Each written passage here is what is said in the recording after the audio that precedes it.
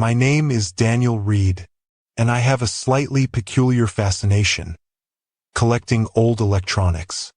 Not valuable museum pieces, but everyday items from decades past: rotary phones, cassette players, tube TVs. There's something about their weight, their solidity, that modern technology, with its glass and air, can't match. These old machines were built to last. They have presence. They have soul. At least, that's what I thought before I found the radio. I found it at a church rummage sale 3 months ago, nestled amongst chipped dishes and Reader's Digest condensed books. It was a Philco, 1952 or 53, model 561, mahogany case, cloth speaker grill, round brass dial. $15. I didn't even haggle. The elderly woman selling it said it belonged to her brother, recently deceased. She seemed eager to be rid of it, almost relieved when I handed over the cash. I should have recognized the warning in her eyes. At home, I cleared a space on my bookshelf and plugged it in. The warm amber glow of the dial was mesmerizing as I turned the tuning knob. Nothing but static. Analog AM signals are scarce these days. I tried at different times, occasionally catching fragments of talk radio, an agricultural report, a preacher shouting about salvation. Nothing worth listening to. I decided the radio would be purely decorative. The first night, I woke at 3:17 a.m. The red digits on my digital clock glowed, and beneath them, a low, persistent hiss. Static, but more focused, more deliberate than random noise. I sat up, trying to pinpoint the source. The radio, but I'd turned it off. I fumbled across the room, touched the knob. It was indeed in the off position. Yet the static continued, soft as distant surf. I unplugged it. The sound persisted. A chill traced its way down my neck, but I dismissed it, attributing it to residual charge in the capacitors. I went back to bed, pulling the covers tight, eventually drifting off with the faint static like a strange lullaby. The next day, I inspected the radio thoroughly. The wiring seemed intact, plugged in and turned on during the day. It behaved normally, meaning only static and the occasional distant station bleed through. I convinced myself the midnight experience had been a dream.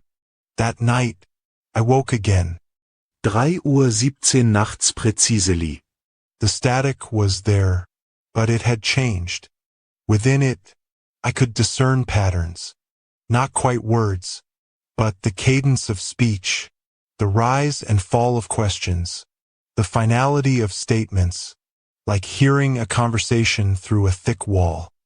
I stared at the radio. Its dial glowed brighter than it should, despite being off and unplugged. My heart hammered. As I approached, the static shifted with my presence. The phantom voices grew clearer. One voice seemed to stand out, slightly higher pitched. I leaned closer, straining to hear, and then, mixed within the white noise, unmistakable, my name. Daniel. My body reacted before my mind could process. I recoiled, knocking the radio to the floor. The static cut off abruptly. In the sudden silence, my own ragged breathing sounded obscene. I left the radio on the floor until morning. Daylight made the night's experience seem distant, almost laughable.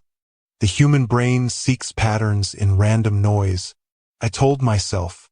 I picked up the radio, unharmed. I put it back on the shelf, but left it unplugged. 3 nights passed peacefully. I began to relax. Then, the 4th night, 3:17 nachts. The static was louder than before. This time, the voices were clearer. Multiple speakers, engaged in an urgent discussion. Amidst the garbled whispers, occasional words emerged distinctly: soon, waiting, ready, and repeated, over and over, my name, called with increasing persistence. My skin felt cold and clammy as I sat rigid in bed, watching the radio. The dial now emitted an unnatural green glow. My throat tightened. I couldn't move. Then something shifted within the static. A sound like a door opening. The voices fell silent. A new sound emerged, breathing. Slow, deliberate breaths, as if something were pressing its mouth directly against the speaker grill. My paralysis broke. I dashed across the room, grabbed the radio, stuffed it into the closet, buried it under winter clothes. The breathing stopped. I spent the night with the lights on, searching online. Old radios picking up strange frequencies, electronic interference. There were plenty of rational explanations. The next day, I considered throwing the radio out but couldn't bring myself to do it. Instead, I placed it on the kitchen counter, where the sunlight streamed in. I even turned it on, deliberately tuning it to static, letting it provide its normal hiss as I made dinner. That night, I took a sleeping pill. I slept deeply until 3:17 nachts. But this time, it wasn't static that woke me, but silence. An absolute, profound silence, heavy like pressure against my eardrums. I opened my eyes. The radio was on my nightstand, its dial glowing green. I hadn't moved it from the kitchen. My mouth was dry. The silence stretched unbearably. Then a voice. Not through the radio. Right behind me. It whispered my name. A voice that seemed composed of many voices speaking in unison. I felt a cold, damp breath on my ear. My body locked up. I couldn't turn around. Something told me seeing the source of that voice would be the end. The radio flickered. Static abruptly returned. The presence behind me vanished. I sat frozen until dawn. When I touched the radio, it was ice cold. I took it into the bathroom, locked it in the cabinet under the sink. My research became obsessive. I scoured forums, finding similar stories. A man hearing his dead wife's voice through an old RCA. A woman hearing coordinates leading to an unmarked grave. Most disturbing was an old post from 2003 describing a Philco identical to mine. The poster had traced its origins to a specific factory where, in 1952, a worker had committed suicide by electrocuting himself with radio components. The factory allegedly continued using the compromised parts in subsequent models. The post ended abruptly, mid-sentence. The user never posted again. I started avoiding sleep, staying awake until exhaustion claimed me. On the third day, I nodded off at my computer around midnight. I dreamed of a vast factory floor filled with radios, all hissing static, chanting my name in unison. In the center stood a man in factory overalls, his face indistinct except for eyes that glowed green like my radio's dial. He beckoned me. "We've been trying to reach you," he said, the multi-layered voice I'd heard from the radio. "Your frequency is compatible. Your wavelength resonates with us. Every radio needs a voice. Every transmission needs a source. This one lost its voice. We need a replacement." Electrical cords slithered up from the floor, wrapping around my legs, my torso. A thin copper wire snaked into my mouth, sliding down my throat. I woke violently, my throat raw. The clock read 3:16 a.m. I had 1 minute. I bolted out of bed, intending to flee the apartment. Too late. The living room was bathed in that green glow.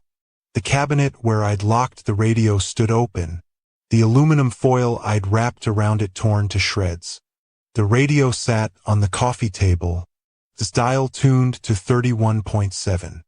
Static poured from the speaker, but it was changing, organizing itself into the factory worker's voice. "It's your turn, Daniel," it said, clear as if standing before me. "Your voice, our channel, forever." The static swelled into a physical force, pushing me backward. The radio flared brightly. I saw the dial spin on its own, sweeping frequencies before settling back on 31.7. The static stopped. In its place, my own voice issued forth, perfectly reproduced. "Help me, oh God. Someone help me. I'm trapped in here. I can't get out." The shock of hearing myself broke the spell. I lunged forward, grabbed the radio, ran into the kitchen, shoved it into the freezer. But my voice continued pleading from within. I fled the apartment, spent the night in my car.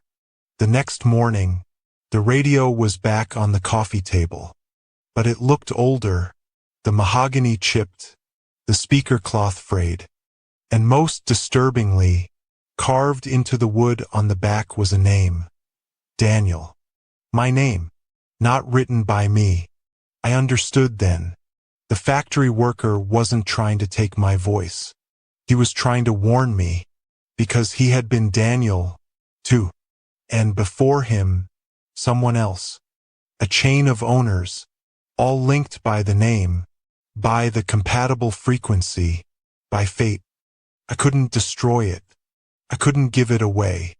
The woman at the church had tried, and the radio simply found its way to me, another Daniel. It sits in the corner now, facing the wall, covered by a thick blanket. It always comes back. The only change I seem able to effect is temporarily altering its schedule. It no longer speaks at 3:17 a.m. Now it's 4:36 a.m., calculated by adding the digits of my birth date. I don't sleep much anymore. When exhaustion takes me, I dream of the factory, of the assembly line, where I am now one of the workers, installing whispering speakers. I record myself daily, creating sonic proof that I still exist outside the radio. But lately, when I play the recordings back, there are gaps, brief moments of silence. And sometimes, in the background, almost inaudible, is the sound of someone breathing, waiting. I know, one day, I'll play back a recording and hear nothing but empty static. And from frequency 31.7 on the AM band, late at night, my voice will emerge clearly, searching for the next Daniel in an endless transmission. Or maybe I'm already gone.